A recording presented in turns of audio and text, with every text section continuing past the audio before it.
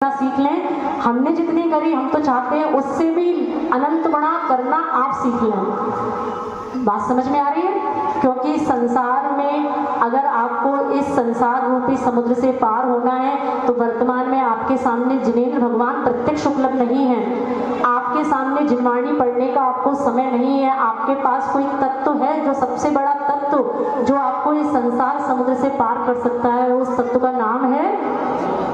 तत्व कितने होते हैं? 7 नहीं होते। महाराज जी आने वाले, 3 बोलना सीख लो। महाराज जी आने वाले हैं, कितने बोलना सीख लो।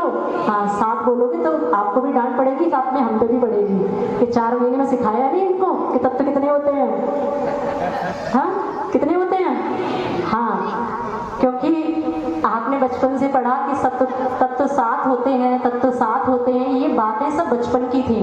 अब आप बड़े हैं कि बच्चे हैं? ये 7 तत्वों का ज्ञान भी किसने दिया? ये 7 तत्वों का ज्ञान देने वाले हैं देव, शास्त्र और गुरु। तो 7 तत्वों से भी बड़े तत्व कोई है तो कौन है? हाँ महाराज जी यहाँ तो 7 नहीं बोलना है। कितने बोलना है? तत्व कितने होते हैं? तत्व 3 होते हैं, लेकिन वर्तमान में कोई सबसे बड़ा तत्व, क्योंकि चतुर्थ काल में आपके सामने साधु भगवान भी नहीं है, माँ जिनवाणी पढ़ने का आपको समय नहीं है, तो मात्र ये गुरु नाम का तत्व ही एक ऐसा तत्व है जो आपको संसार रूपी समुद्र से पार करने में समर्थ है, शक्य है। तो ऐसे गुरु तत्व पे सब प्रकार की निष्ठा, समर्पण, भक्ति बनाते हुए आपको, हमें लगता है कि आज से लगभग 8 महीने बाद या 9 महीने बाद जो महापंच कल्याण की भूमिका आपके नगर में बनने वाली है, हमें लगता है आज उसका मंगलाचरण हो गया। क्योंकि इतने दूर गुरु की दूरदृष्टि के इतने दूर पहुंचाने का भी उद्देश्य क्या रहा होगा? क्या है उद्देश्य? हाँ पता है उद्देश्य क्या है? हाँ हमारे आने का उद्देश्य भी बता रखना। हमारे आने का उद्देश्य मात्र इतना है कि पंच कल्याणक के समय तक आप प्रत्येक जीव, भव्य जीव के हृदय में धर्म की धार उत्पन्न हो जाए। जो धर्म का भाव बैठा तो नहीं है, क्योंकि 3 साल से लगातार ये हैट्रिक लग गई। इस बार हैट्रिक लग गई ना। और आसपास के समाजों से पूछो जिनको चतुर्मास नहीं मिले हैं, बेचारे तरस रहे हैं, तड़प रहे हैं कि कैसे भी करके हमें चतुर्मास मिल जाए, कैसे भी करके चतुर्मास मिल जाए। तो इस चतुर्मास को जो आपको बहुत सरलता से मिल गया। अरे सरलता से नहीं मिला क्या? अरे कठिनता नहीं कहते इसको, क्या मेहनत लगी। एक बार गए, एक बार में काम हो गया। इससे ज्यादा सरल कुछ नहीं होगा। सरलता की परिभाषा इससे अधिक क्या होगी? कभी चतुर्मास करवा के देखो, आपको तो बहुत सरलता वाली चतुर्मास मिलते हैं। साधु आए गए, हमने 10 किलोमीटर भी 20 किलोमीटर से पकड़ लिया। वो चतुर्मास मेहनत के कहलाते हैं। जो चतुर्मास 700-800 किलोमीटर से विहार करके, जब महाराज जी का चतुर्मास मानसरोवर जयपुर था, उस समय पूज्य गुरुदेव खजुराहो में विराजमान थे। और खजुराहो से जयपुर की दूरी कितनी? 700 किलोमीटर। लेकिन जयपुर वालों की इतनी अगाध श्रद्धा कि उन्होंने 700 किलोमीटर का विहार, एक भी दिन ऐसा नहीं हुआ कि 40 से 50 पुरुष वर्ग उस विहार में ना रहे हो। लगभग कितने महीने का विहार था? 2 महीने का। तो जयपुर विहार, जयपुर जो विहार हुआ वो थोड़ा कहलाता है कौन सा विहार? थोड़ा मेहनत का। लेकिन फिर भी सिंगौली वालों ने जितने चतुर्मास कराए हैं उन सबकी तुलना में देखा जाए तो ये वाला मेहनत का है। क्योंकि इस बार विहार कितना लाना पड़ा करवा के? 160 किलोमीटर करवा के लाना पड़ा। तो जीवन में सब प्रकार के अनुभव होने चाहिए। अब जीवन में आपने ऐसे अनुभव का भी स्वाद ले लिया कि साधु का विहार कराने के लिए थोड़े पापड़ तो बेलने पड़ते, क्योंकि जिन्होंने विहार कराया उन्होंने सब प्रकार के पापड़ बेले हैं, खींचला भी बेले हैं, है ना, सब कुछ बेले हैं, तब जाके क्या मिला है। और इतने लोगों के समर्पण से, इतने लोगों के प्रयासों से पूरी समाज को लाभ मिलने वाला है। सबसे ज्यादा खुश कौन है? हाँ सबसे ज्यादा। अरे तो बोलो तो अच्छे से। हमें कहीं रास्ते में सूचना मिली थी, एक महिला बोल रही थी पुरुषों से, थारन ने, थोड़ा बोलने का प्रयास कर रहे हैं, है ना, गलती हो तो देख लेना, थारन ने हमें रात में खूब भगाओ, अब थारन को हम भगाएं। ये कौन कह रहा था? ये महिलाएं पुरुषों से एक दिन बिहार में कह रही थी कि थारन ने हमें 2 साल खूब भगाओ, अब थारन को हम भगाएं। मतलब भैया भक्ति के समय पे थारन ने खूब भगाओ, अब समय है कि महिलाएं कि अब कौन किसको भगाएगा? अब महिलाएं, हाँ, क्योंकि सबका समय आता है, किसी का जल्दी आ जाता है और किसी का थोड़े से। इनका समय कितने समय बाद आया है? 37 साल बाद। महिलाओं की लॉटरी कितने साल बाद खुली है? 37 साल बाद खुली है। और ऐसी लॉटरी खुली है तो दोनों हाथों को उठा के एक बार अच्छे से अनुमोदना तो कर लो। ऐसे गुरु का उपकार तो मान लो कि जिन गुरु के कारण से हमें 37 वर्षों के बाद आने का संकट चतुर्मास कराने का अवसर मिला। और इसके बाद भी ये भक्ति की अग्नि ये ठंडी नहीं होनी चाहिए, क्योंकि आपको ये अग्नि, ये ऊष्मा कब तक बना के रखनी है? पंचकल्याणक तक बना के रखनी है। और पंचकल्याणक में चतुर्मास के बाद लगभग कितना समय रहेगा? लगभग 4 महीने का समय और रहेगा। हम दोबारा से आपके नगर में फिर से आ जाएंगे, लेकिन इस समय ये 4 महीने का समय ये आपको पूरी भक्ति में पूरे उत्साह से, और पुरुष वर्ग एक बार ध्यान करना, ऐसा नहीं करना अब तो ठीक है माता जी आई गई है अब क्या करना, अपना काम था हो गया है। हाँ, चतुर्मास 8 महीने का, मेरे पास वाले 16 गाँव क्या करेंगे है? तो आपको क्या करना है? अब ये नहीं करना है ठीक है माता जी को ले आए, अब माता जी की स्थापना होनी थी, माता जी की स्थापना हो गई, अब हम कहाँ, हम अपने घरों में बढ़िया बढ़िया दुकानों में पड़े रहेंगे। नहीं, 4 महीने हमें प्रतिदिन हमें धर्म की गंगा में इस प्रकार डुबकी लगाना है कि अनंत भवों के हमारे कर्मों की निर्जरा इन चतुर्मास के माध्यम से हो जाए। और अपना धर्म का भाव इतना अच्छा बना के रखना कि पूज्य गुरुदेव को भी आके लगे कि हाँ वास्तव में चतुर्मास के माध्यम से धर्म की गंगा खूब बही है, खूब बही है। अब मुझे ज़्यादा मेहनत करने की आवश्यकता हम नहीं चाहते, गुरुजी ज़्यादा मेहनत करें, इसलिए उनके बदले की मेहनत हम कर लेना चाहते हैं। कोई बात नहीं, हम 4 महीने में आपको इतना सब कुछ ज्ञान प्रदान करना चाहते हैं कि जब गुरुजी आए तब आप सब कैसे मिलो? ज्ञानी मिलो, है ना?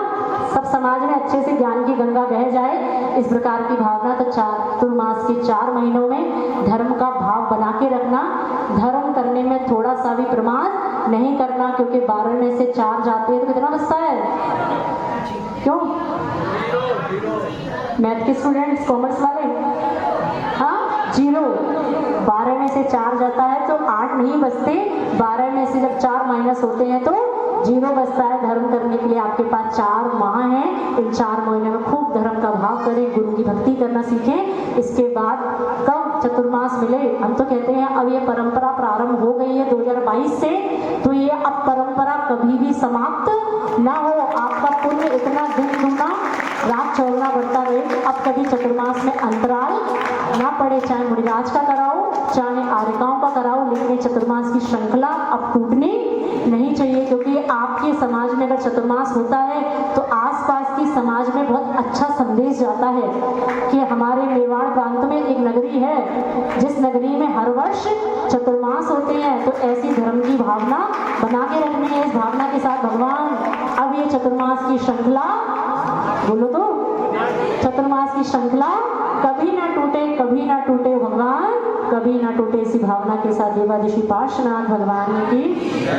हमारा एक भाव और था कि जब नगर में आ ही गए हैं तो कल पूरे भक्ति भाव के साथ भी हो सकता है 2-3 दिन के बाद, 1-2 महीने के बाद आपके उत्साह में कमी आ जाए, लेकिन जब तक आपका उत्साह इतने तीव्र स्तर पर पहुंच चुका है तो कल हमारी भावना है कि पूरी समाज की उपस्थिति में चतुर्मास सानंद संपन्न हो, किसी प्रकार का विघ्न चतुर्मास में ना पड़े।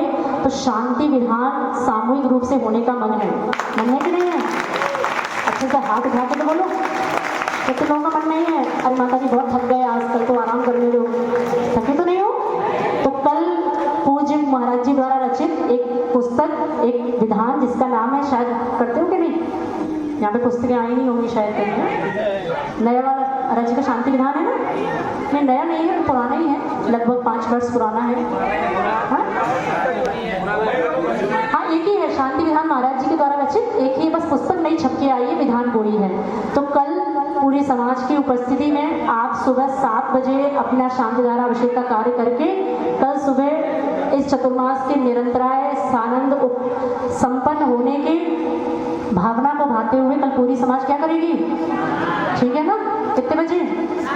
7 बजे। थोड़ा सा विशेष ये ध्यान रखना, थोड़ा समय से प्रारंभ करना, जिससे साधु की सन्निधि में ही वो विधान हो सके, वरना क्या होता है साधु वर्ग चतुर्मास।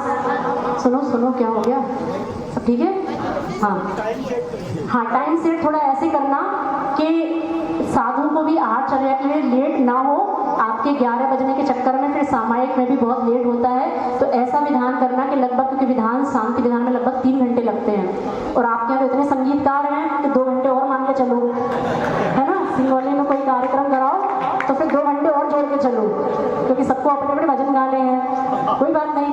लेकिन उसके लिए थोड़ा प्रयास करना कि 7, सवा 7 पे ये विधान का मंगलाचरण प्रारंभ हो जाए। अभिषेक तो आप प्रतिदिन करते हो ना, अभिषेक को थोड़ा सा सीमित कर देना, इतना कर देना। पूज्य महाराज जी हमेशा सिखाते हैं, हाँ, पूज्य महाराज जी हमेशा सिखाते हैं कि जैन धर्म अनेकांत में धर्म है।